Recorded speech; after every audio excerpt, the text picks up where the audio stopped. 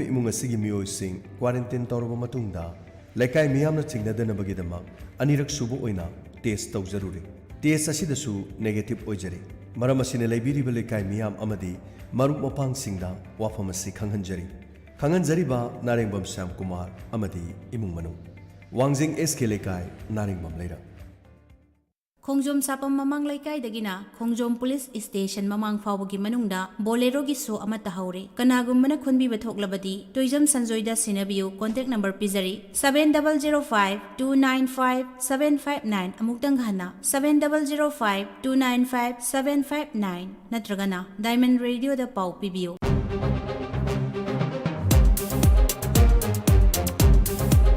Good morning, Diamond. Good morning. Good morning. Good morning. Good morning, Diamond. Good morning. Good morning, Diamond. Adom na tabiriba channel asi 91.2 MHz da sandok chariba Manipur ki ihan hanba adugumlaba community radio service ki Good Morning Diamond ki program ne program asigi khuthangda nungtigi phongliba pawse khana nainaba amadi miyam gi pungning da phawbirapa pungning gi wakhalon bu aikoi mayam khana naina duna tanaminabagi adugumlaba akhanaba program ne hauzik leizare adom gi damakta Diamond Radio na sandokchari Good morning Diamond Good morning Good morning. Good morning, Diamond. Good morning.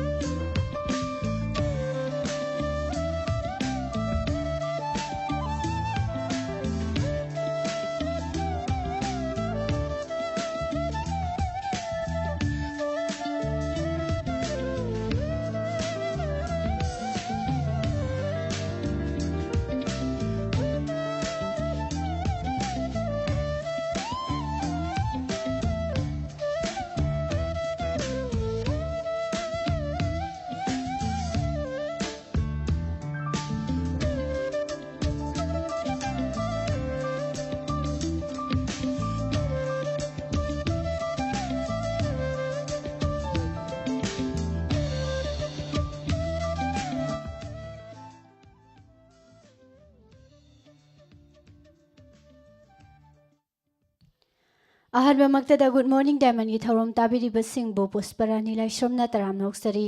हौजी नुक्तिगी फोंगलिबा पाउसे सिंगदगी लौथोकजबा Maru ओइबा पाउसिंग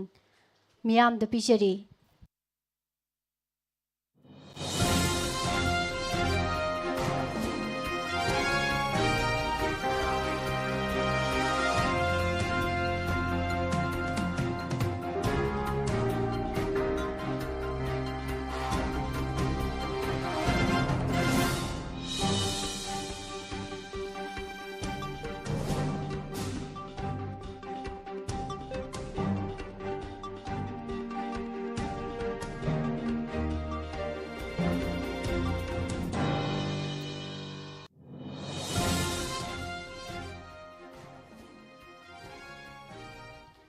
ngasi yaifaraba sajibugi kungani thoini panba inglising ani kunga mathoi megi tarik ahum ningthokaba numit asigi an bada maru oiba pau state mangagi assembly mikhal gi countin hokhrei assam natana bjp gi naitom lengak leiraroi west bengal da mamta banerjee gi lengak amu halakpada prime minister na su nungaiba pausel tharakhre haide positive ki sang di chani ga yankhai tarukta hantharakle numit humni da thangna thangna na mioi manga sikhi badagi laikidaba masing chambri ga tara manga sukhre lengak na vaccine lak ahum order tawkhre haide modern college da wangkhai sigi covid care center hangdokna na ba warep lokre active case lising amaga chanipan kunga humdoi surabasu covid care center mapan gi capacity di phamung samapan ga kunga manga khaktamak leiri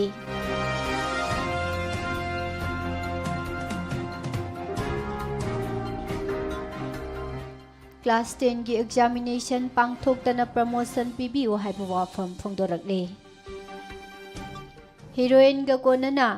miyam na faba security personnel ani thabaktagi suspend tawkhre haina SP na phongdokhre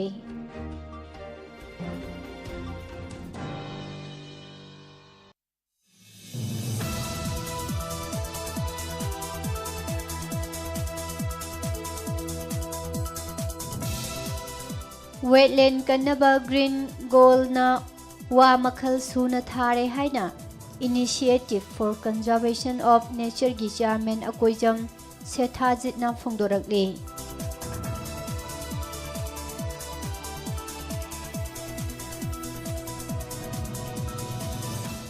Kanglon kaina yumda covid ki test tauna na ba advertise tawrakle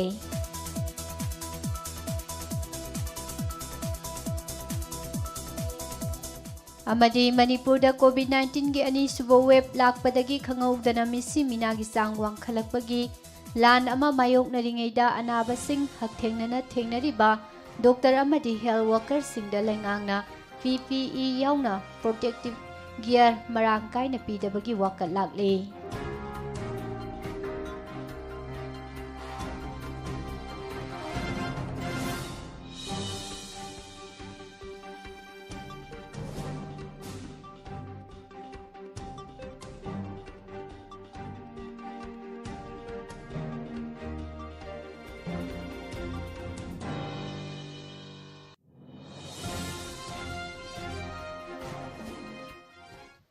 pausandok no pijari covid-19 gi second wave mayok narakli ba manipur da numit khuding gi leina asina positive oihalaba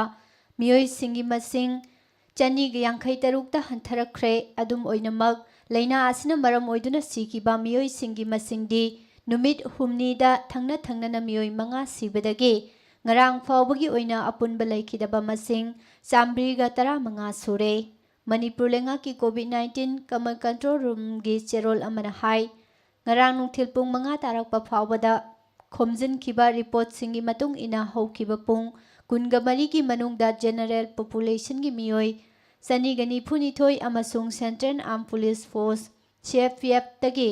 mioi taraga mari positive oibadagi ngarang gi oina apunba mioi sani ga yankhai taruk positive oiba thengna khibani Amarom da ngarang nungthil pung manga fawbagi mamang da laikhiba pung kunga mari gi manungda apunba mioi manga laina asina maram oiduna laikhidre mioi singasi Bishnupur dagi masagi sahi marifu suraba ama Imphal East dagi masagi sahi kuntraga manga suruba mioi ama amasung Imphal West dagi masagi sahi humbudraga mapan surabi nupi amaga Imphal West dagi Central Armed Police Force ki masagi sahi Yankhai gani pan suroba nupa ama amasung masagi sahi kuntra gani thoi suroba nupa amane hai ba mioi singasi sizu hospital da ama rims da hum amasung Jemnins da mioi ama laikhidabane mioi manga asi tharaga hojik fawbada covid-19 amaram oiduna sihan kiba migi masing sambriga tara manga sure COVID-19 Command Control Room gi cherol asina makha tana hai haukiba pungkun ga mari gi manungda mioi mari phu leina asidagi naba pharaktuna discharge tawki mioi sing asigi manungda central arm police force की मियोई अमा अदुगा रिम्सगी अमा जमनिंसगी अनि अमसुंग सिजु hospital की मियोई तरु discharge तौखिबगा लोइनना होम आइसोलेशन दगी डिस्चार्ज तौखिबा मियोई सिंगी मसिंगना हुम्बुद्रानी हाइदे ngarang phawbugi record asi galoinana hauzik phawbada leina asida positive oiraba manipur gi apunba case masing lising kuntrani thoi chamaga humfuma thoi sure masigi manungda general population gina mioi lising kungani pan songa humbudraga tarukni aduga central security personnel singi masingna lising ahum songa marifuga mangani aduga ngarang phawbada leina asidagi naba pharaklaba apunba misingna lising kunga mapan समापन कुनगा हुमदोइनी मसिगी मनुंगदा general population की मियोई लिसिंग कुनगा तरुक सामब्री हुम्बुद्रागा माथोय अदुगा central security personal सिंगी मसिंगना लिसिंग अहुम चामब्री यांखैगा निथोयने नाबा फगलकबगी सांग चादा मबुद्रागा हुमदोइदा स्मिक सुइनो मरीदा लेरगसु ngarang phawbada covid-19 की active case लिसिंग अमगा चनिपान कुनगा हुमदोइ यौसिलकले मसिगी मनुंगदा general population की मियोई लिसिंग अमगा चात्रुक मबुद्रागा मंगा ओइरगा central security personal सिंगी मसिंगना चामगा कुनगा Nipani हाइदे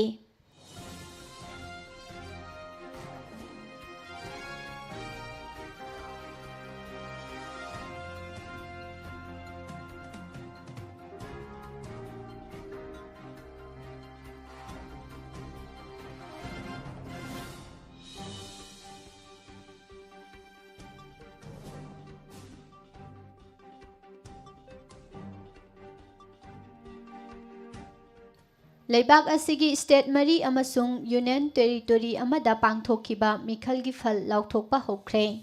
मिखल असिदा BJP की लुसिंगबसिंगना waste Bengal दा तृणमूल कांग्रेस की लेंगाक लेहंदना बहोनबा याबा खुदिंगमक होना जखरगसु तृणमूल कांग्रेस ती थिंगबा ngamkhidre अदुमक ओइनमक chief minister Mamata Banerjee दी महाकी लंबा ओइखिबा बीजेपी की लुसिंगबा सुवेंदु अधिकारीना माइथिबा पीख्रे मिखल की फल लाउथोरकपदा असम दा बीजेपी की लेंगाक अमु हन्ना लेरगनी वेस्ट बंगाल दा ममता बनर्जी माइथी हौरबसु महाकी पार्टी न सरुक अहुम की मनुंगदा अनिरोम फंगदुना बीजेपी दा साथीरबा सैना पीख्रे स्टेट असिदा कांग्रेस अमसुंग लेफ्ट पार्टी सीट अमा फावबा फंगबा ngamkhidre केरला दा लेफ्ट डेमोक्रेटिक फ्रंट ना कांग्रेस न लुसिंगबा यूडीएफ माइथीबा पीख्रे तमिलनाडु दा ADMK दगी DMK ना पवार मुनख्रे एजेंसी सिंगदगी फंगबा पाउना हाई वेस्ट बंगाल की मिखलदा अपुनबा सीट चामगा मबुद्रागा निथोय मिखल पांगथोखिबदा ऑल इंडिया तृणमूल कांग्रेस ना सीट चनीगा सुमना निपानदा वोट मसिंग यामना हेना फंगबगी फिबमदा लेरे स्टेट असिदा बीजेपी ना सुमनतगी सीट मरीफुगा निथोयदा मांगजिन थारगा चटली स्टेट असिदा लेंगाक पाइननबगीदमा सीट चामगा निफु तरेट फंगदबदु तृणमूल न पुन्न सीट चनीगा सुमना निपान फंगबगी फिबमदा लेबना स्टेट असिदा अमुहना ममता बनर्जी की लेंगाक लेरगनी असम दा सबानंद सोनोवाल न लुसिंगबा बीजेपी गा सुंगसिनबा कांगबुना सीट हुम्बुद्रागा मरी फंगबा ngamखी अदुगा कांग्रेस न ममांगी मिखलदगी सीट मंगा सोथरगा सुमनतगी सीट यांखै खक फंखी मिखल असिदा चीफ मिनिस्टर सोनोवाल अमसुंग deputy chief minister Himanta Biswa Sarma मागी लंबा सिंगदगी वोट मसिंग यामना हेंदुना माई पाखे सही तरा थंगना थंगना तमिलनाडु दा लेंगाक पाइदुना लाखिबा AIADMK सुमनतगी सीट हुम्बुद्रागा तरेट फंगदुना लेंगाक पावसी मखाताना पिजरी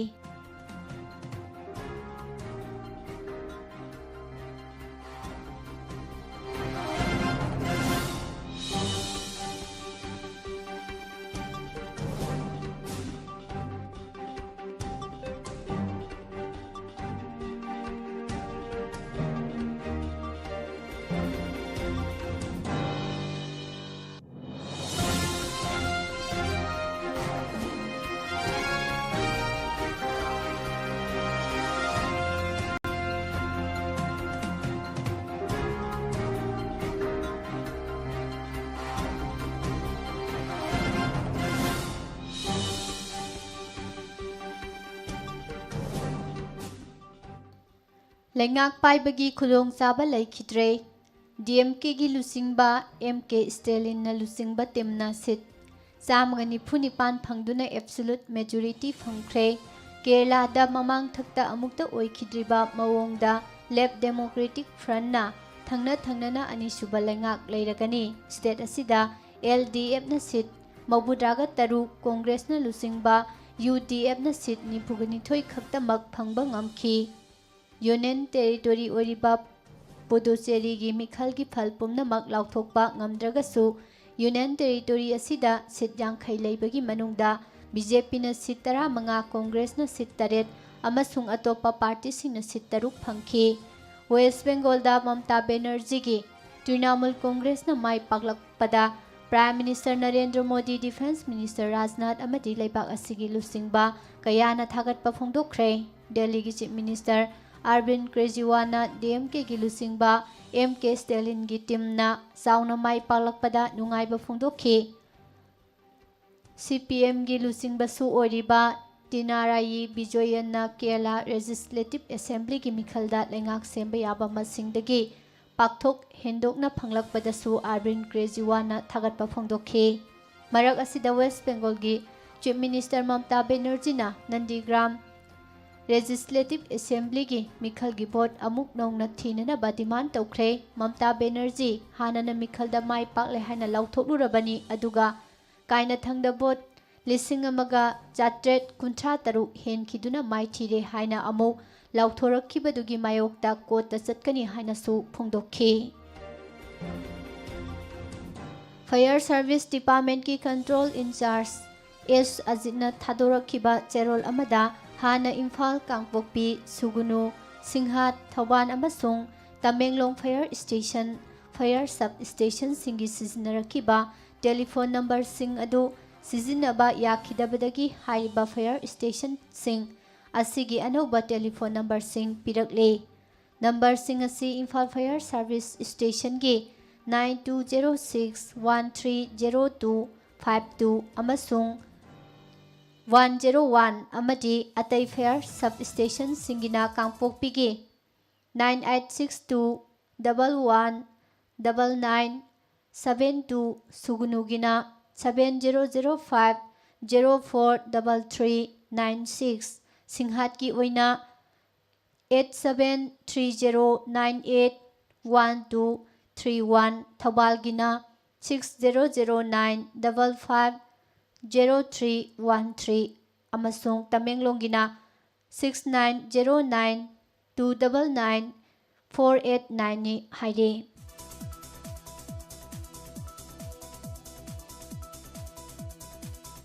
Chandel district fishery farmers development committee की जनरल सेक्रेटरी जे चिथुंगना थादोरकपा चेरोल अमदा डिस्ट्रिक्ट असिगी फिशरी ऑफिसर ओइना ट्रांसफर तौरखिबी KH इबेतोंबीबु अमुहना डिस्ट्रिक्ट असिदगी ट्रांसफर तौद्रबदी था असिगी तरेतगी चांदेल इम्फाल रोड इंडिफिनिट वन तौरगनी हाइख्रे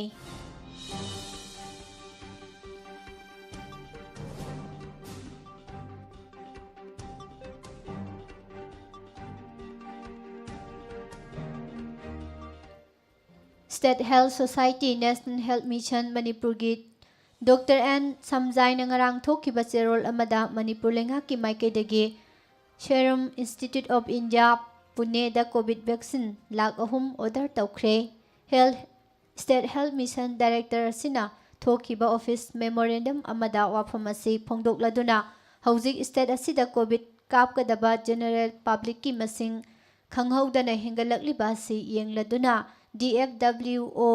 DIO सिंगना कोविड वैक्सीनेशन सेंटर CVC सिंगदा ngakna satkadaba protocol singsu lauthokre hairi protocol asigi matungina nomada covid vaccination center amada token system da ahanba lakpa miyoi singda khulong chaba piduna nomada miyoi samada vaccination asigi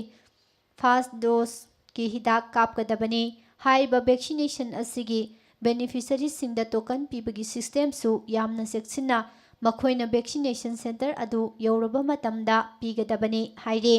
second dose कापगदबा मियोइ सिंगदना असिगुम्बा registration असि लेरोय second dose की हिदाक कापथोकपा यारबा मियोइ सिंगना मखोइगी अनि सुबा डोज की हिदाक सिंग कापगदबनी हाइनसु फोंदोरकले।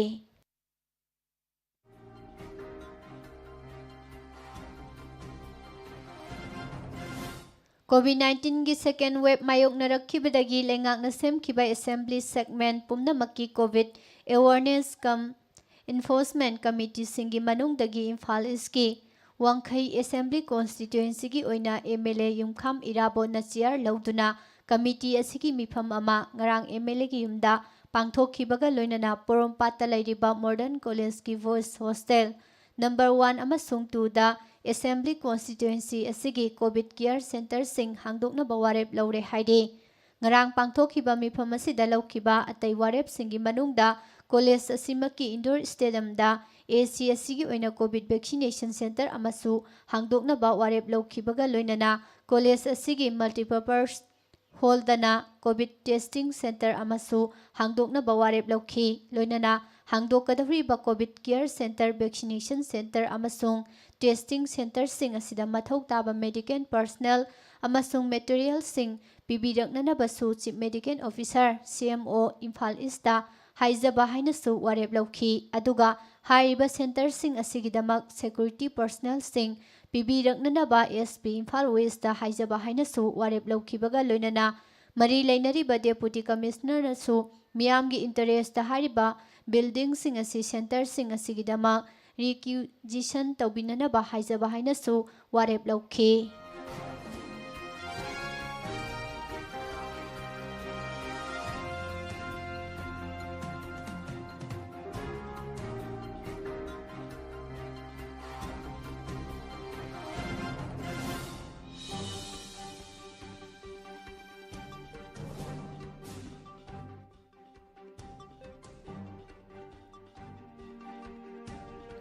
ngasi Manipur lenga ki COVID-19 command control room gi maiketiki health department ki additional director amasung spokesperson Dr. Khoirom Sasikumar mangang nangarang nungthil pung manga fawbagi mamangda laikhiba pung kunga mari gi report ki matung ina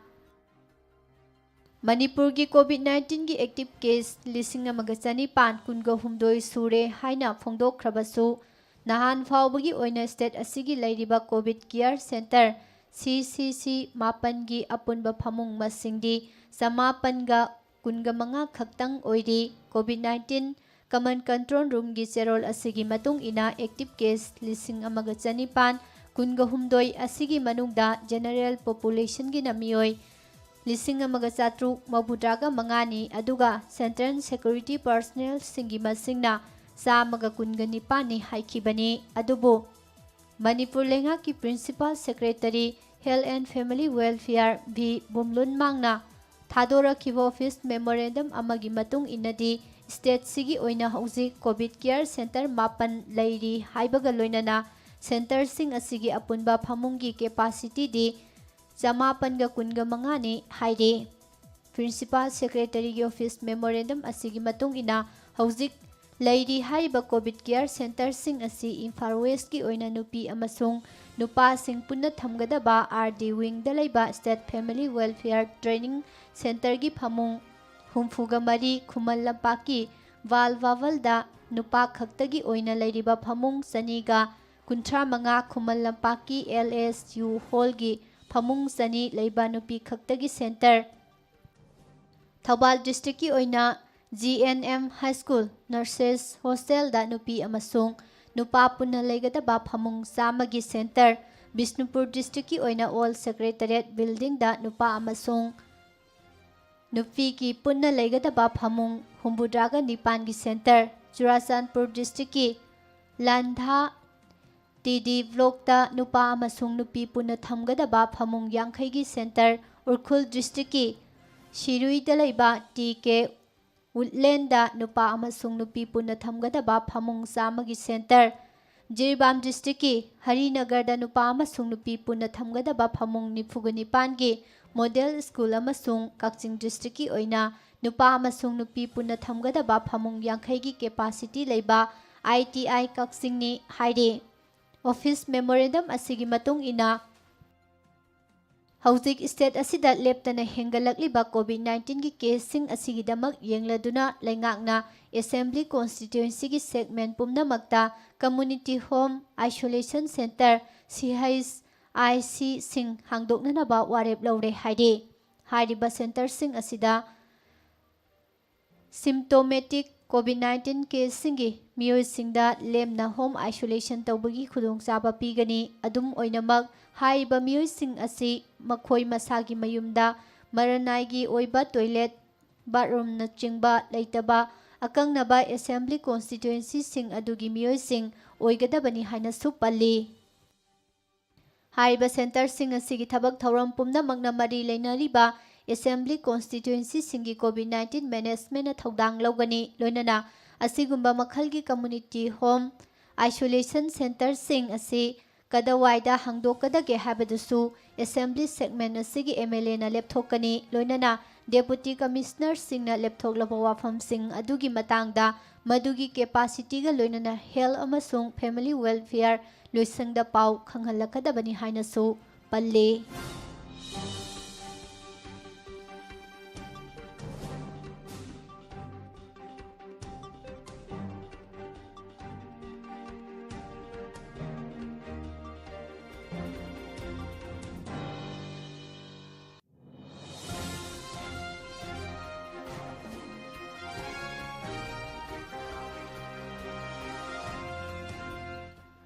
urban area की मनुंग चलिबा Sagolband AC ओइना कोविड-19 second wave तगी ngaktoknabagidamag हांगलिबा temporary public health centre दा थंगनबा लेकाइगी मियाम फावबा याउना वैक्सीनेशन की दमक लाकपियु हाइना एमएलए आरके इमोना अपील तौख्रे कोविड-19 की वैक्सीनेशन की दमक सगोलबन एसी की मियामना क्वाकैथेल अमदी खुंबोंगदा वैक्सीन कापा चलिबा असिगी येंगलगा टेम्पररी पीएचसी असि हांगदोकपनी हेल्थ डिपार्टमेंट अमसुंग सेंट्रल मिनिस्ट्री गा कुपना तानारबा मतुंगदा पीएचसी असि अथुबा मतमदा हांगदोकपिरकपनी हौजिक फावबा एसी असिगी मियोइ लिसिंग अमा अहानबगी ओइना रजिस्टर तौबा हौरे मी 150 हेना हिदा कापथोखरे पीएचसी असिगी पांडमदी एसी असिगी मिपुंग खुदिंगमक हिदा कापथोकपनी मरम असिना सगोलबन एसीगी ओइना पाइखतलिबा खोंथांग असिगी दमक एसी असिगी मिहुत अमा ओइना थौदांग लौजदे कोविड केयर कमिटी की चेयरमैन सुओइना टेम्पररी पीएचसी असि हांगदोकपनी मियामना सुहिदा कापथोकपगा लोइनना लेंगांगना पीरिबा कोविड की Satna nganglonsing ngakna chatpiu haribasing asi pangthokliba makhai leina asidagi ngakthokpa ngamgani maram asina temporary PHC asida vaccination gi damak lakpiu haikhe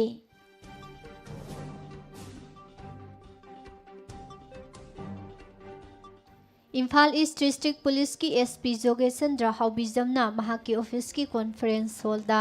पांगथोखिबा पाउमिसिंग उन्नबगी थौरम अमदा heroin number 4 गा कोनना मियामना फारगा पुलिसदा सिनरखिबा personal अनि service तगी suspend तौरे मियामना फारगा पुलिसदा सिनरखिबा personal सिंग police constable नामैराकपम लैमाबा मितै सही कुंठा अपोकपा N इमो चौबा Meitei बासिखोंग ममांग लेकाई अमसुंग rifleman मैनम Raju चही कुंठा तरु अपोकपा लेखिदबा N चावबा सिंगजमै मखा खोंनांग फैदेकपिनी हाइदे नहा नुंथिल पुंग अमरोम तारकपदा क्यामगै ममांग लेकाईगी मियामना telephone तौरक्तुना मखोई अनि heroin number 4 गा कोनना मियामना फादुना खागेमबा मचा इबुंगो लाई हराउफमदा लैरे हाइना पाउ पिरकपदगी पंथदना मफम अदुदा इरिलबुंग पुलिस स्टेशन की टीम अमा संगसिनखिबनी टीम असिना पर्सनल अनि असिबु मियामदगी अमुहना फारगा पुरखिबनी हाइदे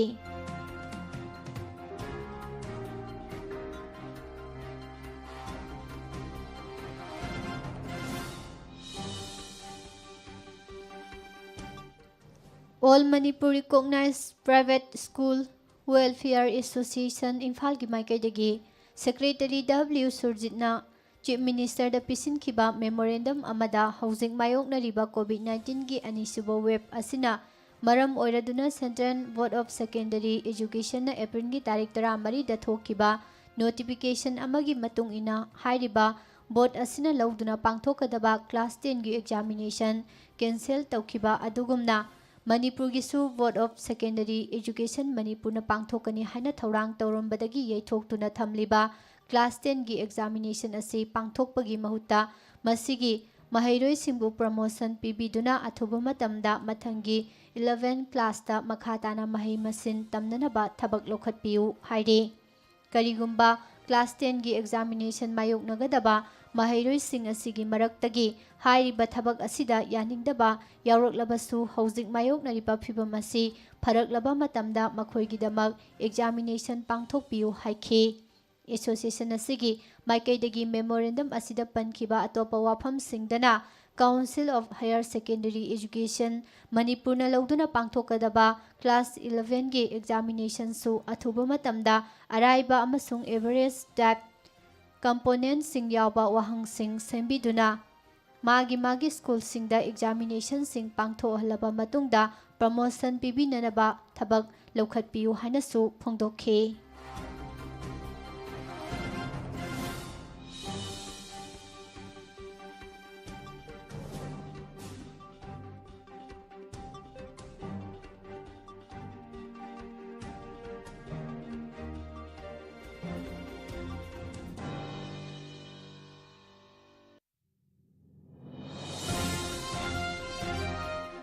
ꯂꯦꯞꯇꯅ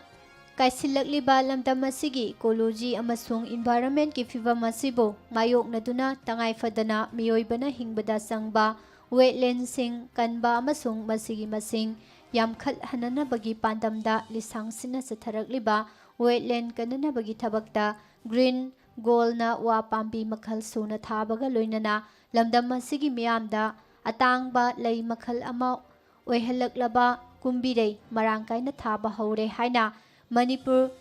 ꯏꯅꯤꯁꯤꯌꯦꯇꯤꯚ ꯐꯣꯔ ꯀꯟꯖꯥꯔꯚꯦꯁꯟ ꯑꯣꯐ ꯅꯦꯆꯔꯒꯤ ꯆꯤꯌꯔꯃꯦꯟ ꯑꯀꯣꯏꯖꯝ ꯁꯦꯊꯥꯖꯤꯠꯅ ꯐꯣꯡꯗꯣꯔꯛꯂꯤ꯫ ꯑꯈꯟꯅꯅ ꯎꯅꯔꯨꯕ ꯑꯃꯗ ꯃꯍꯥꯛꯅ ꯐꯣꯡꯗꯣꯔꯛꯈꯤꯕ ꯋꯥꯐꯝ ꯍꯧꯖꯤꯛ ꯋꯥ ꯃꯈꯜ 30 ꯍꯦꯟꯅ ꯂꯩ ꯑꯗꯨꯕꯨ ꯃꯍꯥꯛꯀꯤ ꯀꯟꯖꯥꯔꯚꯦꯁꯟ ꯑꯣꯐ ꯅꯦꯆꯔꯒꯤ ꯃꯥꯏꯀꯩꯗꯒꯤ ꯍꯣꯠꯅꯖꯗꯨꯅ ꯍꯥꯏꯔꯤꯕ ꯋꯥ ꯃꯈꯜꯁꯤꯡ ꯑꯁꯤ ꯁꯨꯅ ꯊꯥꯕ ꯉꯝꯂꯦ꯫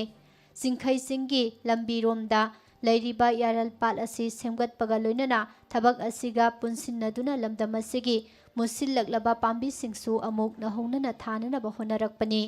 ꯃꯔꯝ ꯑꯁꯤꯅ ꯃꯍꯥꯛꯅ ꯆꯤꯌꯔꯃꯦꯟ ꯑꯣꯏꯔꯤꯕ ꯀꯟꯖꯥꯔꯚꯦꯁꯟ ꯑꯣꯐ ꯅꯦꯆꯔꯒꯤ ꯃꯥꯏꯀꯩꯗꯒꯤ ꯂꯧꯈꯠꯂꯛꯂꯤꯕ ꯊꯕꯛ ꯊꯧꯔꯝꯁꯤꯡ ꯑꯁꯤꯕꯨ ꯒ꯭ꯔꯤꯟ ꯒꯣꯜ ꯍꯥꯏꯅ ꯃꯃꯤꯡ ꯊꯣꯟꯗꯨꯅ ꯄꯥꯏꯈꯠꯂꯛꯄꯅꯤ꯫ ꯍꯥꯏꯔꯤꯕ ꯊꯕꯛꯁꯤꯡ ꯑꯁꯤ ꯆꯠꯊꯔꯛꯄ ꯆꯍꯤ 15 ꯁꯨꯔꯦ ꯍꯥꯏꯈꯤ꯫ ꯍꯧꯖꯤꯛꯀꯤ ꯃꯇꯝꯗ ꯋꯥ ꯄꯥꯝꯕꯤꯁꯤꯡ ꯑꯁꯤ ꯃꯤꯌꯥꯝꯅ ꯒ꯭ꯔꯤꯟ ꯒꯣꯜ ꯍꯥꯏꯅ ꯃꯤꯡꯊꯣꯟꯅꯔꯛꯄꯗꯒꯤ ꯃꯈꯣꯏꯅ ꯄꯥꯏꯈꯠꯂꯛꯂꯤꯕ ꯊꯕꯛꯁꯤꯡ ꯑꯁꯤꯁꯨ ꯒ꯭ꯔꯤꯟ ꯒꯣꯜ ꯍꯥꯏꯕ ꯃꯃꯤꯡ ꯑꯁꯤ ꯂꯧꯗꯨꯅ ꯊꯣꯟꯕꯅꯤ꯫ ꯃꯐꯝ ꯑꯁꯤꯗ ꯐꯣꯔꯦꯅꯔ ꯀꯌꯥ ꯂꯥꯛꯂꯕꯁꯨ ꯋꯥ ꯄꯥꯝꯕꯤꯒꯤ ꯃꯈꯜꯁꯤꯡ ꯁꯨꯅ ꯎꯖꯅꯕ ꯑꯃꯁꯨꯡ ꯍꯧꯖꯤꯛꯅ ꯃꯦꯗꯤꯁꯅꯦꯜ ꯄ꯭ꯂꯥꯟ ꯑꯣꯏꯅꯁꯨ ꯂꯧꯅꯔꯕ ꯋꯥ ꯄꯥꯝꯕꯤꯁꯤꯡ ꯌꯣꯛꯈꯠꯅꯅꯕ ꯍꯣꯠꯅꯕꯅꯤ꯫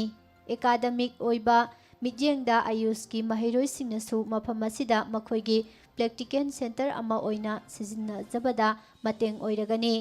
ꯃꯇꯝ ꯈꯔꯒꯤ ꯃꯃꯥꯡꯗꯗꯤ ꯋꯥ ꯄꯥꯝꯕꯤꯁꯤꯡ ꯑꯁꯤ ꯎ ꯄꯥꯝꯕꯤ ꯑꯣꯏꯅ ꯂꯧꯅꯔꯝꯕꯅꯤ ꯑꯗꯨꯕꯨ ꯍꯧꯖꯤꯛꯇꯤ ꯋꯥ ꯄꯥꯝꯕꯤꯁꯤꯡ ꯑꯁꯤ ꯅꯥꯄꯤ ꯑꯣꯏꯅ ꯆꯤꯡꯂꯦ꯫ ꯅꯥꯄꯤ ꯑꯣꯏꯅ ꯆꯤꯡꯂꯕꯅꯤꯅ ꯃꯁꯤꯕꯨ ꯄꯨꯊꯣꯛ ꯄꯨꯁꯤꯟ ꯇꯧꯕꯗ ꯐꯥꯗꯣꯛ ꯐꯥꯖꯤꯟ ꯇꯧꯕꯒꯤ ꯈꯨꯗꯣꯡꯆꯥꯗꯕꯁꯨ ꯂꯩꯔꯔꯣꯏ꯫ ꯋꯥ ꯄꯥꯝꯕꯤꯁꯤꯡꯒꯤ ꯃꯅꯨꯡꯗ ꯑꯍꯥꯟꯕꯗ ꯗ꯭ꯌꯨꯔꯦꯕꯤꯂꯤꯇꯤ, ꯚꯥꯔꯁꯦꯇꯥꯏꯜ ꯑꯃꯁꯨꯡ ꯁꯁꯇꯦꯅꯦꯕꯤꯂꯤꯇꯤ ꯍꯥꯏꯅ ꯆꯥꯎꯔꯥꯛꯅ 3 ꯊꯣꯛꯅ ꯈꯥꯏꯗꯣꯛꯏ꯫ ꯋꯥ ꯁꯤꯖꯤꯟꯅꯗꯨꯅ ꯌꯨꯝ ꯁꯥꯕꯗ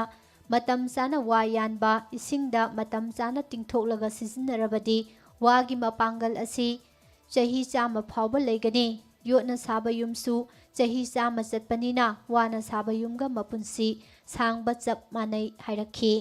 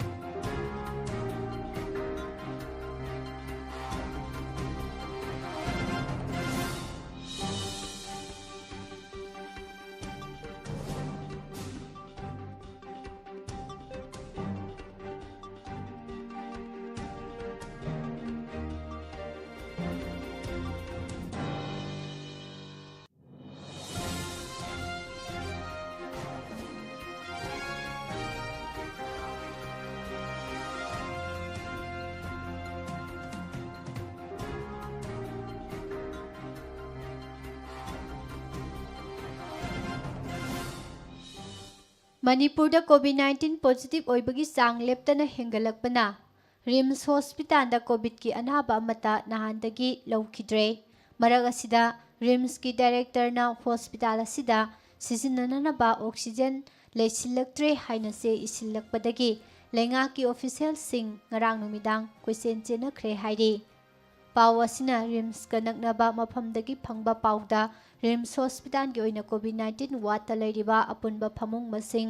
ꯑꯁꯤ 62ꯅꯤ꯫ ꯑꯗꯨꯝ ꯑꯣꯏꯅꯃꯛ ꯍꯣꯁꯄꯤꯇꯥꯜ ꯑꯁꯤꯗ ꯀꯦꯖꯨꯑꯦꯂꯤꯇꯤꯗ ꯂꯥꯛꯄ ꯑꯅꯥꯕꯁꯤꯡꯒꯤ ꯃꯔꯛꯇ ꯀꯣꯚꯤꯗ-19 ꯄꯣꯖꯤꯇꯤꯚ ꯑꯣꯏꯕ ꯃꯤꯒꯤ ꯆꯥꯡ ꯍꯦꯟꯒꯠꯂꯛꯄ ꯂꯣꯏꯅꯅ ꯑꯣꯛꯁꯤꯖꯦꯟ ꯃꯊꯧ ꯇꯥꯕ ꯑꯅꯥꯕꯁꯤꯡ ꯍꯣꯁꯄꯤꯇꯥꯜꯗ ꯇꯉꯥꯏꯐꯗꯕ ꯃꯤꯡ ꯆꯟꯗꯕ ꯌꯥꯗꯕꯅ ꯑꯍꯦꯟꯕ ꯐꯃꯨꯡ ꯍꯥꯞꯆꯤꯜꯂꯒ ꯉꯔꯥꯡ ꯅꯨꯡꯊꯤꯜ ꯄꯨꯡ 4 ꯐꯥꯎꯕꯗ ꯄꯨꯟꯅ ꯑꯅꯥꯕ 45 ꯔꯤꯝꯁꯇ ꯂꯩꯔꯤ꯫ ꯃꯁꯤꯒꯤ ꯃꯅꯨꯡꯗ ICU ꯕꯦꯗ 10 ꯌꯥꯎꯔꯤ꯫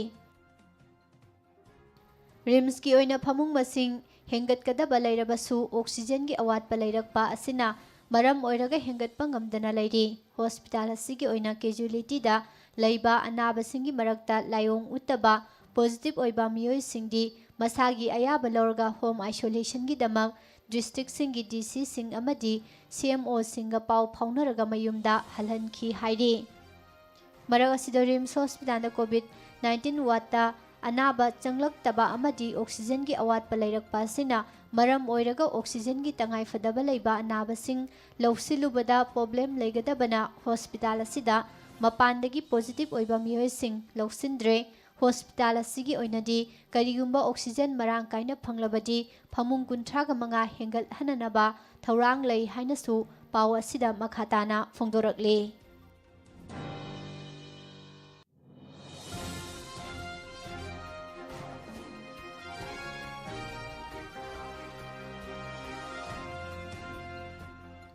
ꯑꯃꯔꯣꯝꯗ ꯏꯝꯐꯥꯜꯒꯤ ꯂꯥꯡꯒꯣꯜꯗ ꯂꯩꯔꯤꯕ ꯁꯤꯖꯨ ꯍꯣꯁꯄꯤꯇꯥꯜ ꯑꯦꯟ ꯔꯤꯁꯔꯆ ꯏꯟꯁꯇꯤꯇ꯭ꯌꯨꯠꯇꯁꯨ ꯀꯣꯚꯤꯗ-19ꯒꯤ ꯐꯃꯨꯡ ꯆꯟꯗ꯭ꯔꯦ ꯍꯥꯏꯔꯤ꯫ ꯍꯣꯁꯄꯤꯇꯥꯜ ꯑꯁꯤꯒꯤ ꯑꯣꯏꯅ ꯀꯣꯚꯤꯗ ꯋꯥꯔꯗꯇ ꯄꯨꯟꯅ ꯐꯃꯨꯡ 40 ꯂꯩꯕꯗ ꯂꯣꯏꯅꯃꯛ ꯊꯟꯈ꯭ꯔꯦ꯫ ꯍꯣꯁꯄꯤꯇꯥꯜ ꯑꯁꯤꯒꯤ ꯑꯣꯏꯅ ICU ꯐꯃꯨꯡ 10 ꯂꯩꯕꯗ ꯇꯉꯥꯏꯐꯗꯕꯗꯒꯤ ꯐꯃꯨꯡ ꯍꯥꯞꯀꯠꯂꯒ ꯄꯨꯟꯅ ꯑꯅꯥꯕ ꯃꯤꯑꯣꯏ 18 ICUꯗ ꯂꯩꯔꯤ ꯍꯥꯏꯅꯁꯨ ꯐꯣꯡꯗꯣꯔꯛꯂꯤ꯫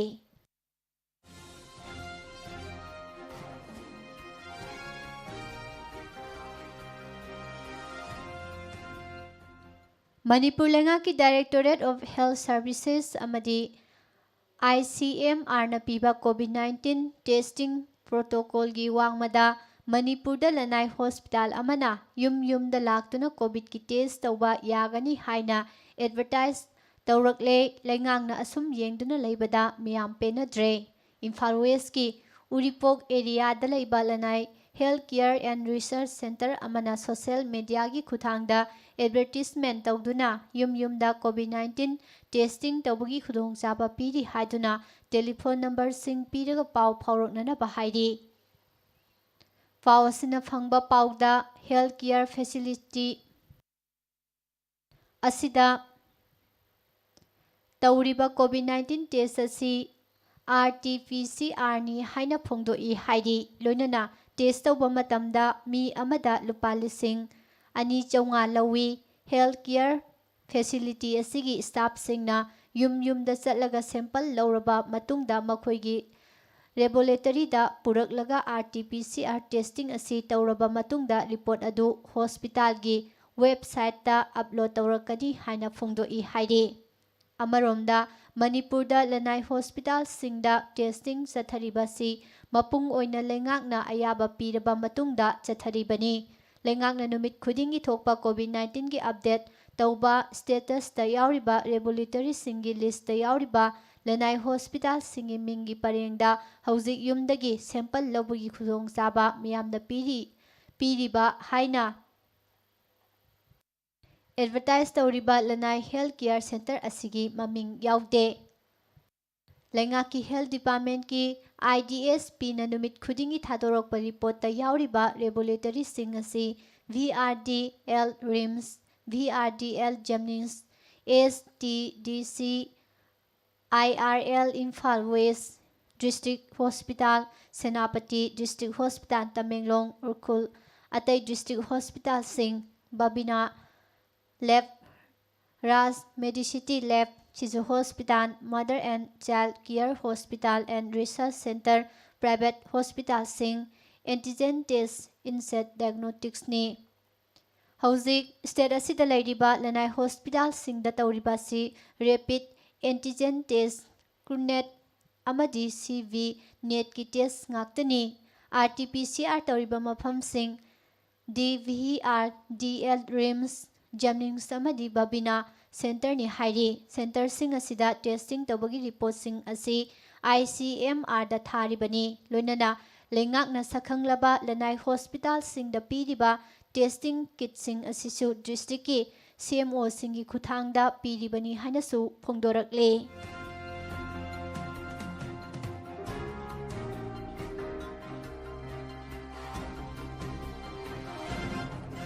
Manipurda COVID-19 gi anisubo web lakpadagi khangawdana misiminagi sang wangkhalakpagi lan ama mayoknaringaida anaba sing haktengnana thengnariba doctor amadi health worker singda lengangna PPE yauna protective gear marang kaina pidabagi wakalakle.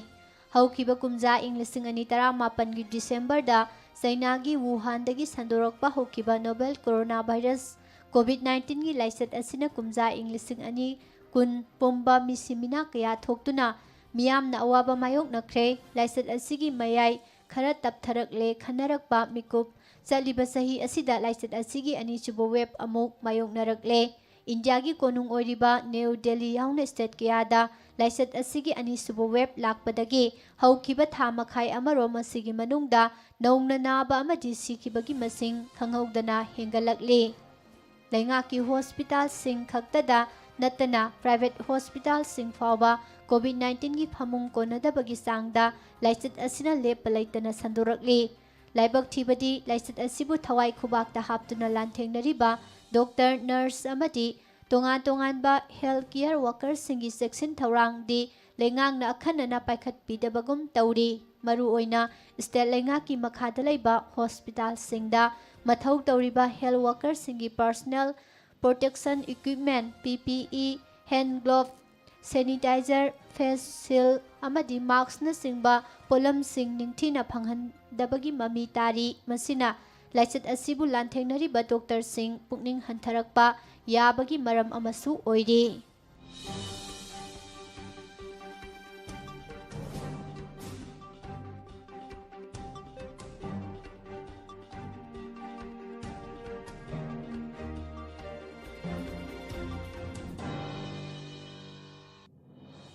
April gi tarik 13 gi numidang pung 8 makhairom tarakpada Kaubru Laifamlen gi laisang mai tharamba aduga mari leinana phakiba mioi ani adu Manipur lenga ki makhada thabak tawba mioi ni haina takhi haibaga loinana makhoi ani adugi mathakta logi oiba laukhatpham thokpa thabak sing laukhatpra natraga laukhattabra haibadu lengak na miyam da khanghan biu hairi wafamasi yelhomi kanba apun malupki president Langam angomna thadorakiba cherol amada phongdorakpani.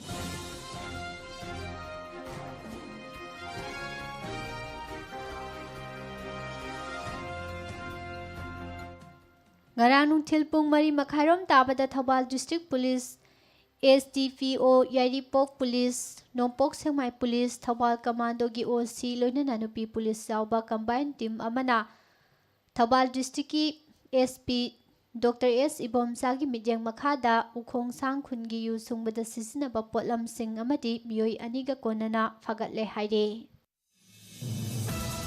State asida COVID-19 gi laina laisat asi wangkhalakpadagi ngakthoknaba lengak na lauthokhiba sana kanglon singbu ngaktaba miyoi sing police na fagatpagi thabak leptana chathari. Ngarang tongan ba district singda COVID-19 laina laisat asi laksinana bagidamak yumdagi mapan tholakpada face mask uptaba amadi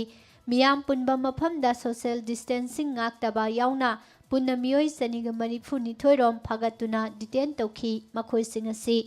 makhatana tawdana ba warning piraga thadokhi haide makhoidagi file oina lupa 1,034 chatruk khongbatki.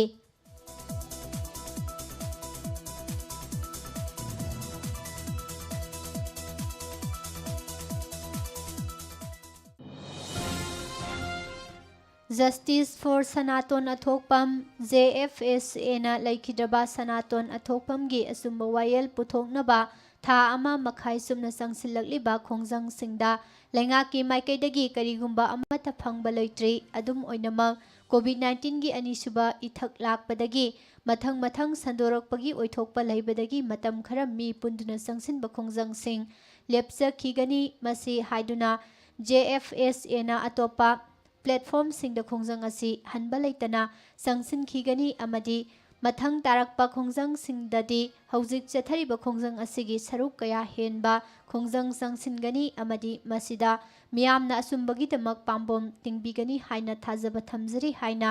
Justice for Sanaton Athokpam Khurai Thangjam Laikai gi chairman amadi convener na punna thokpa cherol amada phongdorakli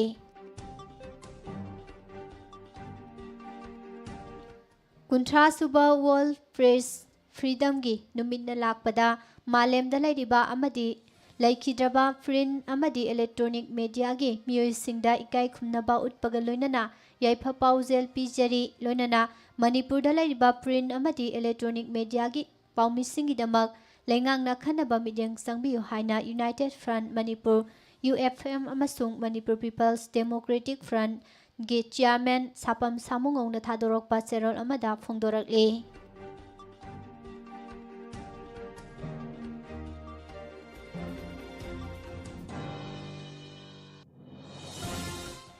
Myanmar da thokliba rajnitigi charangnaba military na mihat mipun tawrakpana mayum makai thadoktuna Manipur da sensilakpa ngasidi miyoi lising kya surakpagi wa kaya phongna ngangnarakle aduga makhoigidamak refugee camp hangbiro haiduna PIL fawba tharakle adubu Manipur lengana ngasi fawba border ngak seli kanasu sanghandri haiduna makhau pongna law khongli media kaya da ngak senbagi video kaya thagalakli adubu karamba matamda nanthokibano khangdraba miyoi lising kaya asi leramlibano haina Communist Party of India CPI gi Assistant Secretary M Joy Kumar Luwangna phongdorakli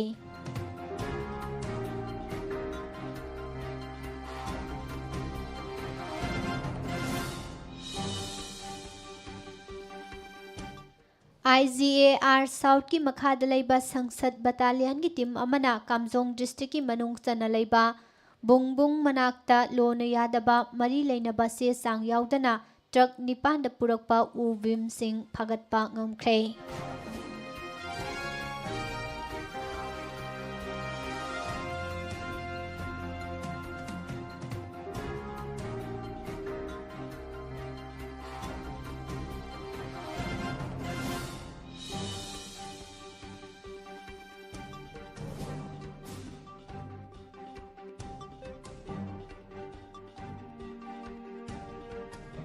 Housing mapangi oiba pau pijari Laibak asigi sahi tarani pandagi nifumanga ki group ki miyoi crore yankhaiga mapan vaccine kapnanabagi damak punna COVID-19 vaccine dose crore chamaga kungani thoi mathau tai haina center na Supreme Court ta thamkhre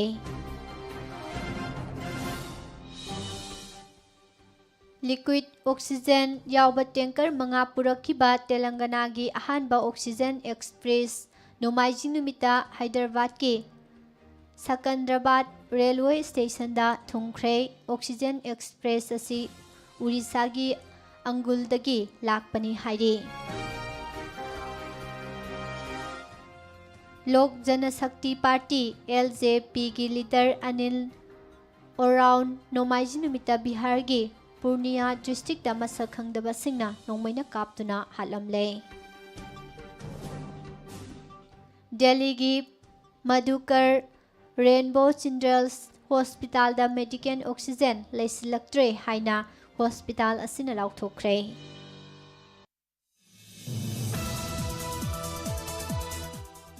Delhi miyam gi awaba singthaningai oina kohangadaba khongthang amada nomaiji numit ki nungthilda medical oxygen metric ton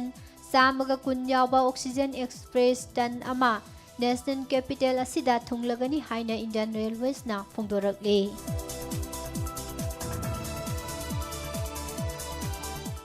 Gurugram gi maru oiba private hospital amadagi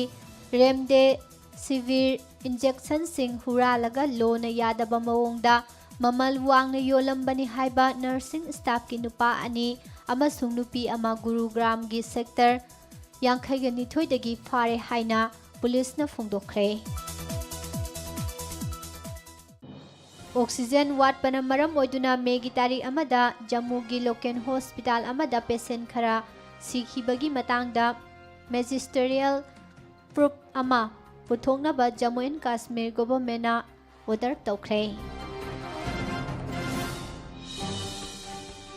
union territory Puducherry गी assembly मिखन गी result नोमाइजी नुमित्ता लाउथोरखिबगा लोइनना BJP की candidate A John Kumar अमसुंग महाकी मसानुपा रिचर्ड जॉन कुमार मखोइगी सिटसिंगदा माइ पाकले। नेशनल लॉकडाउन सेक्शन थंबा असिना इंडिया दा हौजिक थोलिबा कोरोना वायरस की साथीरबा अनिसुबु वेब असिगी सेन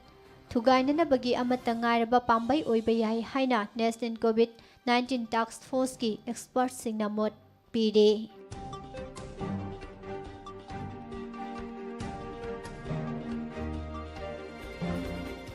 तेलंगाना की नागार्जुना सागर असेंबली कॉन्स्टिट्यूएंसी की मरक की मिखलदा तेलंगाना राष्ट्रीय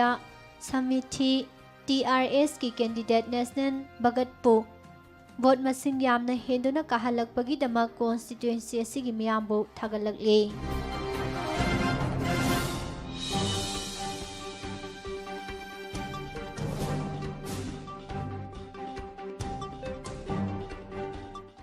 लेबाग असिगी लुसिंगबा कया कोविड-19 पॉजिटिव ओइबगी पाउ लेप्पा लैतना तारी मरकसिदा सिक्किम की गवर्नर गंगा प्रसाद सु कोविड-19 पॉजिटिव ओइरे हाइना फोंदोखरे।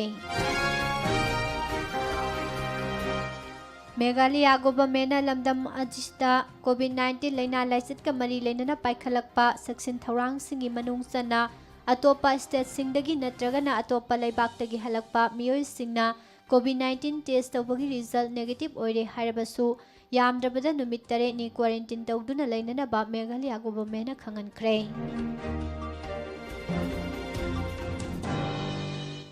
त्रिपुरा की मनुंग चनबा उनाकोटी डिस्ट्रिक्ट मसाई सही कुनगमा थोइरोम सुरबी नुपी मसा अमगी असिबा हक्सांग फंगले हाइना पुलिसना फोंदोरकले।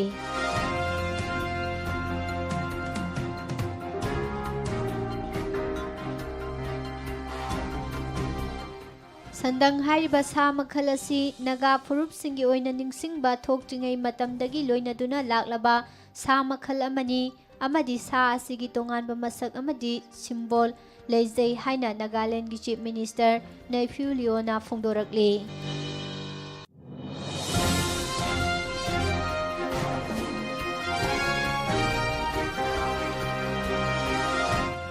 अमुबा फिजोन सेटपा सिमी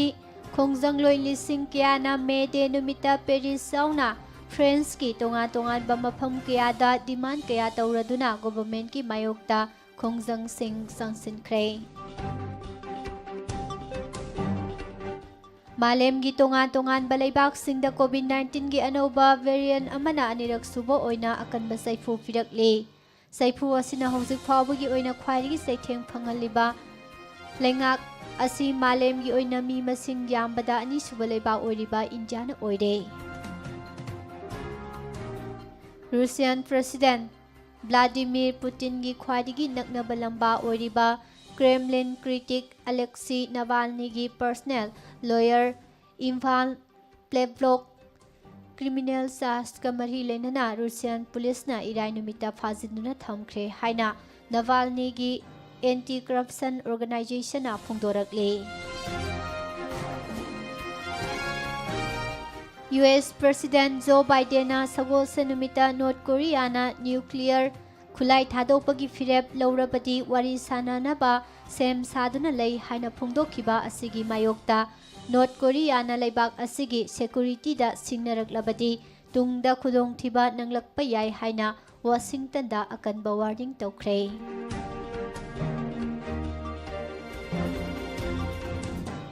अफगानिस्तान की नोंपोक थंगबा सरुकता लैबा लोगार प्रोविंस कार बोम अमा पोखाई हंदुना यामद्रबदा मियोई कुंथ्रा हेना हाटख्रे। ꯑꯗꯨꯒ ꯀꯌꯥ ꯑꯃꯅ ꯑꯁꯣꯛ-ꯑꯄꯟ ꯅꯪꯍꯟꯈ꯭ꯔꯦ ꯍꯥꯏꯅ ꯑꯣꯐꯤꯁꯤꯌꯦꯜꯁꯤꯡꯅ ꯐꯣꯡꯗꯣꯔꯛꯂꯤ꯫ ꯊꯧꯗꯣꯛ ꯑꯁꯤ ꯍꯧꯈꯤꯕ ꯏꯔꯥꯏ ꯅꯨꯃꯤꯠꯀꯤ ꯅꯨꯃꯤꯗꯥꯡꯋꯥꯏꯔꯝꯗ ꯊꯣꯛꯈꯤꯕꯅꯤ꯫ ꯊꯧꯗꯣꯛ ꯑꯁꯤꯗ ꯁꯣꯛꯈ꯭ꯔꯕꯁꯤꯡꯒꯤ ꯃꯅꯨꯡꯗ ꯍꯥꯏꯁ꯭ꯀꯨꯜ ꯇꯝꯂꯤꯕ ꯃꯍꯩꯔꯣꯏ ꯃꯌꯥꯝ ꯑꯃ ꯌꯥꯎꯔꯤ ꯍꯥꯏꯔꯤ꯫ ꯍꯧꯈꯤꯕ ꯅꯨꯃꯤꯠ ꯈꯔꯅꯤ ꯑꯁꯤꯗ ꯏꯟꯗꯤꯌꯥꯗ ꯀꯣꯚꯤꯗ-19ꯅ ꯑꯀꯟꯕ ꯆꯩꯊꯦꯡ ꯄꯤꯔꯛꯄꯗꯒꯤ ꯂꯩꯕꯥꯛ ꯑꯁꯤꯗ ꯂꯩꯔꯤꯕ ꯃꯤꯌꯥꯝꯅ ꯈꯨꯗꯣꯡꯆꯥꯗꯕ ꯃꯌꯥꯝ ꯃꯥꯌꯣꯛꯅꯔꯤꯕ ꯑꯁꯤ ꯌꯥꯝꯅꯃꯛ ꯊꯃꯣꯏ ꯀꯥꯏꯅꯤꯡꯉꯥꯏ ꯑꯣꯏ ꯍꯥꯏꯅ ꯌꯨ.ꯑꯦꯁ ꯂꯣꯃꯦꯀꯔꯁꯤꯡꯅ ꯐꯣꯡꯗꯣꯛꯅꯔꯛꯂꯤ꯫ ꯑꯐꯒꯥꯅꯤꯁꯇꯥꯟꯗ ꯆꯍꯤ 10 ꯍꯦꯟꯅ ꯌꯨꯔꯣꯞ ꯂꯩꯕꯥꯛꯇꯒꯤ ꯂꯥꯛꯈꯤꯕ ꯂꯥꯟꯃꯤꯁꯤꯡꯅ ꯃꯇꯝ ꯁꯥꯡꯅ ꯃꯊꯧ ꯇꯧꯗꯨꯅ ꯂꯩꯔꯛꯈ꯭ꯔꯕ ꯃꯇꯨꯡ ꯃꯦꯒꯤ ꯇꯥꯔꯤꯛ 1ꯗꯒꯤ ꯂꯧꯊꯣꯛꯂꯒꯅꯤ ꯍꯥꯏꯅ ꯃꯔꯤ ꯂꯩꯅꯕꯁꯤꯡꯅ ꯐꯣꯡꯗꯣꯛꯈꯤꯕꯒ ꯏꯀꯥꯟ ꯀꯥꯟꯅꯗꯅ ꯍꯧꯈꯤꯕ ꯊꯥꯡꯖ ꯅꯨꯃꯤꯠꯇ ꯄꯦꯇ꯭ꯔꯣꯜ ꯄꯝꯞ ꯃꯅꯥꯛ ꯑꯃꯗ ꯐꯨꯑꯦꯜ ꯇꯦꯡꯀꯔ ꯑꯃ ꯄꯣꯈꯥꯏꯔꯛꯈ꯭ꯔꯦ꯫ ꯃꯤꯑꯣꯏ 3 ꯂꯩꯈꯤꯗ꯭ꯔꯦ, 13 ꯍꯦꯟꯅ ꯁꯣꯛꯈ꯭ꯔꯦ꯫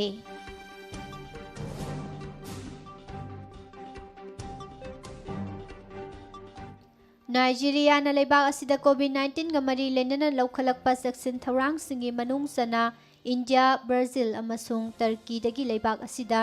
ꯅꯟ-ꯅꯥꯏꯖꯦꯔꯤꯌꯥꯟ ꯄꯦꯁꯦꯟꯖꯔꯁꯤꯡ ꯂꯥꯛꯄꯗ ꯑꯊꯤꯡꯕ ꯊꯝꯂꯦ ꯍꯥꯏꯔꯤ꯫ ꯃꯦꯒꯤ ꯇꯥꯔꯤꯛ 1ꯗꯒꯤ ꯑꯐꯒꯥꯅꯤꯁꯇꯥꯟꯗ ꯗꯤꯄ꯭ꯂꯣꯏ ꯇꯧꯗꯨꯅ ꯊꯝꯂꯛꯈꯤꯕ ꯌꯨ.ꯑꯦꯁ ꯇ꯭ꯔꯨꯞꯁꯤꯡ ꯂꯧꯊꯣꯛꯄ ꯍꯧꯈꯤꯕꯒ ꯂꯣꯏꯅꯅ ꯂꯩꯕꯥꯛ ꯑꯁꯤꯗ ꯇꯥꯂꯤꯕꯥꯟ ꯂꯥꯜꯍꯧꯕꯁꯤꯡꯅ ꯑꯐꯒꯥꯟ ꯒꯚꯔꯟꯃꯦꯟꯠ ꯐꯣꯔꯁꯁꯤꯡꯗ ꯑꯌꯦꯠꯄ ꯄꯤꯗꯅꯕ ꯑꯀꯟꯕ ꯋꯥꯔꯅꯤꯡ ꯇꯧꯔꯦ ꯍꯥꯏꯔꯤ꯫ ꯍꯧꯖꯤꯛ ꯃꯈꯥ ꯇꯥꯔꯛꯄꯗ ꯁꯥꯟꯅꯕꯒꯤ ꯄꯥꯎ ꯅꯤꯔꯃꯂꯥ ꯊꯥꯡꯖꯝꯗꯒꯤ ꯑꯃꯨꯛ ꯇꯥꯃꯤꯟꯅꯁꯤ꯫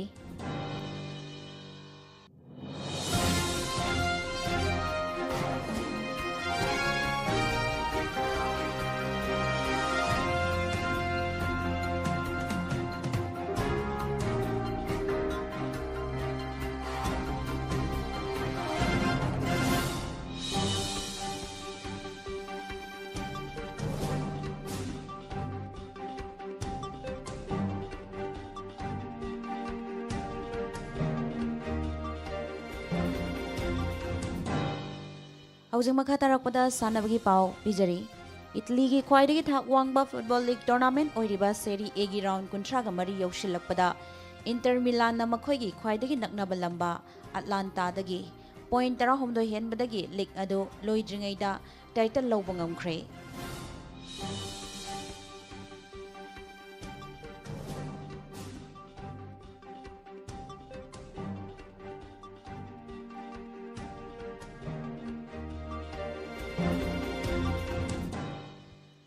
ꯖꯣꯁ ꯕꯠꯂꯔꯒꯤ ꯕꯣꯜ 64ꯗ ꯔꯟ 113 ꯂꯧꯕ ꯉꯝꯈꯤꯕ ꯄꯔꯐꯣꯔꯃꯦꯟꯁꯅ ꯔꯥꯖꯁꯊꯥꯟ ꯔꯣꯌꯦꯜꯁꯄꯨ ꯁꯟꯔꯥꯏꯖꯔꯁ ꯍꯥꯏꯗ꯭ꯔꯕꯥꯗꯀ ꯁꯥꯟꯅꯕꯗ ꯔꯟ 55 ꯃꯥꯏ ꯄꯥꯛꯍꯟꯈ꯭ꯔꯦ꯫ ꯑꯇꯣꯞꯄ ꯃꯦꯆ ꯑꯃꯗꯅ ꯗꯦꯜꯂꯤ ꯀꯦꯄꯤꯇꯦꯜꯁꯅ ꯄꯟꯖꯥꯕ ꯀꯤꯡꯁꯄꯨ ꯋꯤꯀꯦꯠ 8ꯇ ꯃꯥꯏꯊꯤꯕ ꯄꯤꯈ꯭ꯔꯦ꯫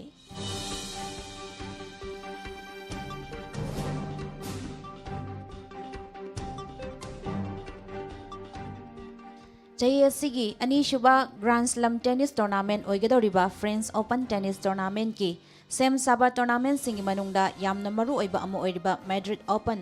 ꯑꯁꯤꯒꯤ ꯅꯨꯄꯤꯒꯤ ꯁꯤꯡꯒꯜꯁ ꯀꯥꯡꯂꯨꯞꯇ ꯔꯁꯤꯌꯥꯒꯤ ꯁꯥꯟꯅꯔꯣꯏ ꯚꯦꯔꯣꯅꯤꯀꯥ ꯀꯨꯗꯔꯃꯦꯇꯣꯚꯥꯅ ꯃꯍꯥꯛ ꯃꯃꯥꯡꯒꯤ ꯆꯦꯝꯄꯤꯌꯟ ꯑꯣꯁꯇ꯭ꯔꯤꯌꯥꯒꯤ ꯀꯤꯀꯤ ꯕꯥꯔꯁꯦꯟꯁꯄꯨ ꯃꯥꯏꯊꯤꯕ ꯄꯤꯗꯨꯅ ꯇꯣꯔꯅꯥꯃꯦꯟꯠ ꯑꯁꯤꯒꯤ ꯑꯍꯨꯝꯁꯨꯕ ꯔꯥꯎꯟ ꯌꯧꯕ ꯉꯝꯈ꯭ꯔꯦ꯫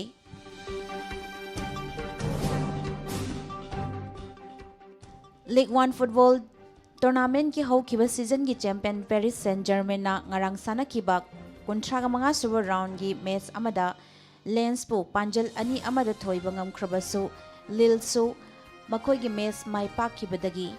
PSG ꯄꯣꯏꯟꯠ 1 ꯁꯣꯠꯊꯔꯒ ꯂꯩꯔꯤ꯫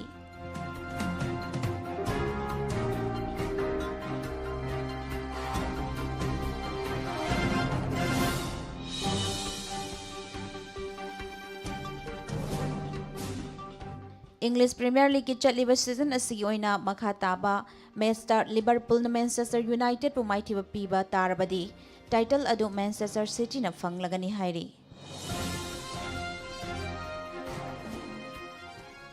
ꯔꯤꯑꯦꯜ ꯃꯥꯗ꯭ꯔꯤꯗ ꯐꯨꯠꯕꯣꯜ ꯀ꯭ꯂꯕꯅ ꯉꯔꯥꯡ ꯑꯣꯁꯥꯁꯨꯅꯥꯕꯨ ꯃꯥꯏꯊꯤꯕ ꯄꯤꯗꯨꯅ ꯄꯣꯏꯟꯠ 63 ꯐꯪꯈꯤꯕꯒ ꯂꯣꯏꯅꯅ ꯃꯀꯣꯛ ꯊꯣꯡꯕ ꯑꯦꯊ꯭ꯂꯦꯇꯤꯀꯣ ꯃꯥꯗ꯭ꯔꯤꯗꯀꯤ ꯄꯣꯏꯟꯠ 2 ꯍꯟꯊꯔꯒ ꯃꯀꯣꯛ ꯊꯣꯡꯅꯕ ꯀꯟꯅ ꯇꯥꯟꯅꯔꯛꯂꯤ꯫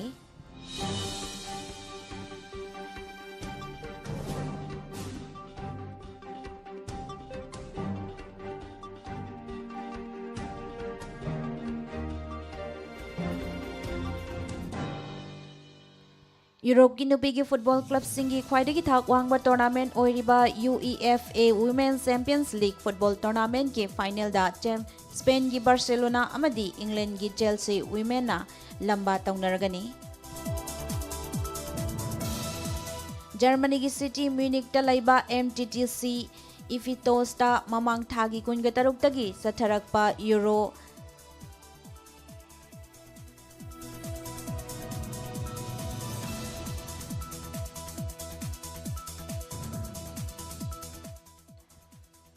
सथरकपा यूरो लाख मरी लिसिंग मरफुमाथोई चनीगे हुम्बुद्रा के सेल की मना लैबा BMW ओपन टेनिस टूर्नामेंट की तरा मंगार चामगा मंगा सुरक सुबा एडिशन की फाइनल दा जॉर्जिया की निकोलोस बासिलास बिलिना जर्मनी की जान लेनार्ड स्टुफाबो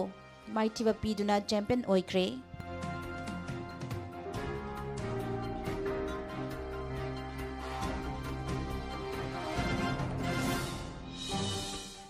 जुलाई कुनगा हुमदोइदगी हौननबा मतम लेपलिबा चाही अमयै थोकलगा टोक्यो ओलंपिक गेम्स की दमक सेम सारिबा इंडिया की क्वालिफायर ओइरबा एथलेटिक सिंगदा चाउना अपनबा पीरे हाइना एथलेटिक फेडरेशन ऑफ इंडिया की प्रेसिडेंट अदिल शुमारिवालना फोंदोख्रे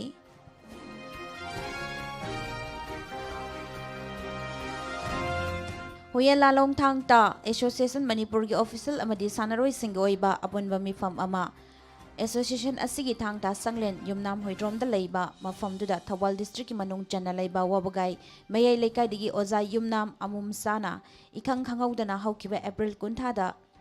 मनुंग मतम सादना लैकिदबदा अवाबा फोंदोख्रे हाइना एसोसिएशन असिगी सेक्रेटरी आइक्रुजम चाबाबु प्रेस दा थादोरप चेरोल अमना खंगललगली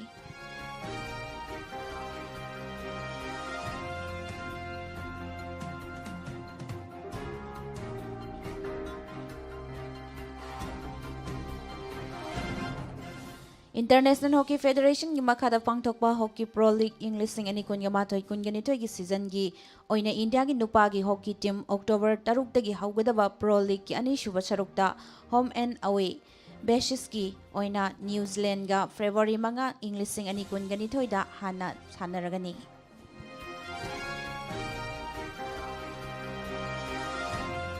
टोक्यो ओलंपिक गेम्स की टोर्स रिलेदा मतेंग पांखिबा स्टाफ तरु कोविड-19 पॉजिटिव ओइदुना इवेंट अदुदा सरुक यारुबा कोविड-19 पॉजिटिव ओइरबा पुन्ना निपान सुरे हाइना ओलंपिक गेम्स ऑर्गेनाइजर की माइकैदगी फोंदोरकली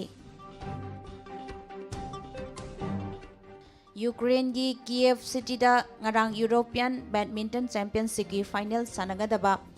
डेनमार्क की वर्ल्ड नंबर 2 सानरोई विक्टर एजलसन कोविड पॉजिटिव ओइरकपदगी फाइनल मैच अदुदगी विड्रॉ तौख्रे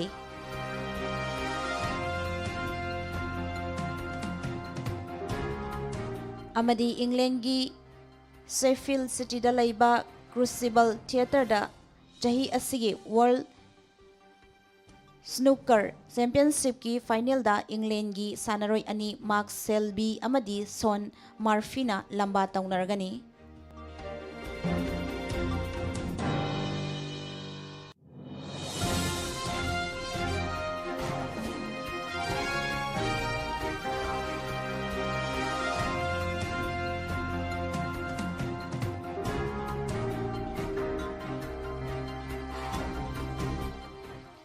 थागतचरी निर्मला हौजिक लोइसिलकपदा मरुओइबा पाउ अमहना पिजरी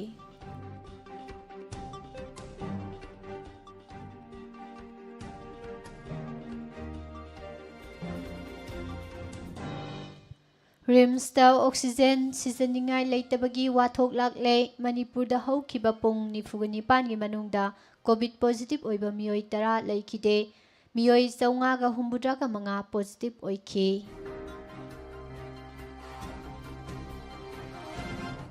असमदा बीजेपी वेस्ट बेंगोलदा तृणमूल की लेंगाक लेंगदना लेरगनी केरलादा LDF की लेंगाक मखा चथरगनी तमिलनाडुदा AIMDMK दगी DMK ना पवार मुनख्रे वेस्ट बेंगोल की Mamata Banerjee मिखलदा माइथी हौरे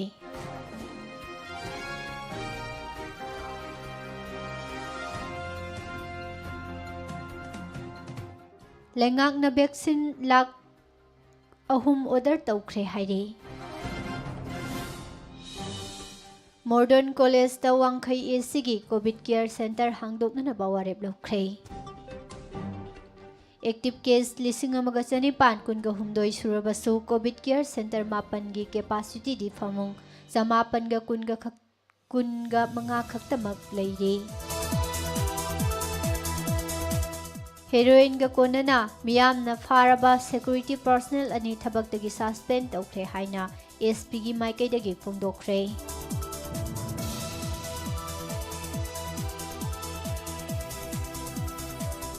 class 10ꯒꯤ examination ꯄꯥꯡꯊꯣꯛꯇꯅ promotion ꯄꯤꯕꯤꯌꯨ ꯍꯥꯏꯅ ꯃꯥꯏꯀꯩ ꯀꯌꯥꯗꯒꯤ ꯐꯣꯡꯗꯣꯔꯛꯂꯤ꯫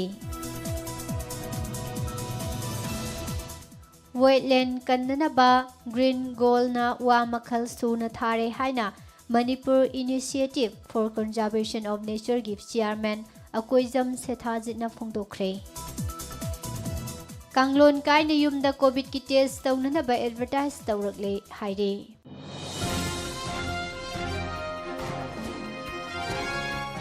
ꯑꯃꯗꯤ ꯗꯣꯛꯇꯔꯁꯤꯡꯗ ꯂꯩꯉꯥꯛꯅ ꯄ꯭ꯔꯣꯇꯦꯛꯇꯤꯚ ꯒꯤꯌꯔ ꯄꯤꯗ꯭ꯔꯦ ꯍꯥꯏꯅ ꯋꯥꯀꯠ ꯂꯥꯛꯂꯦ꯫ ꯄꯥꯎꯁꯤꯡ ꯑꯁꯤꯒ ꯂꯣꯏꯅꯅ ꯍꯧꯖꯤꯛꯀꯤ ꯑꯣꯏꯅꯗꯤ ꯅꯨꯡꯇꯤꯒꯤ ꯐꯣꯡꯂꯤꯕ ꯄꯥꯎꯆꯦꯁꯤꯡꯗꯒꯤ ꯂꯧꯊꯣꯛꯆꯕ ꯃꯔꯨꯑꯣꯏꯕ ꯄꯥꯎꯁꯤꯡ ꯃꯤꯌꯥꯝꯗ ꯄꯤꯖꯕ ꯂꯣꯏꯁꯤꯟꯖꯔꯤ꯫ ꯇꯥꯕꯤꯔꯤꯕꯁꯤꯡꯕꯨ ꯑꯃꯨꯛꯀ ꯍꯟꯅ ꯄꯨꯁꯄꯔꯥꯅꯤꯅ ꯈꯨꯔꯨꯝꯖꯔꯤ꯫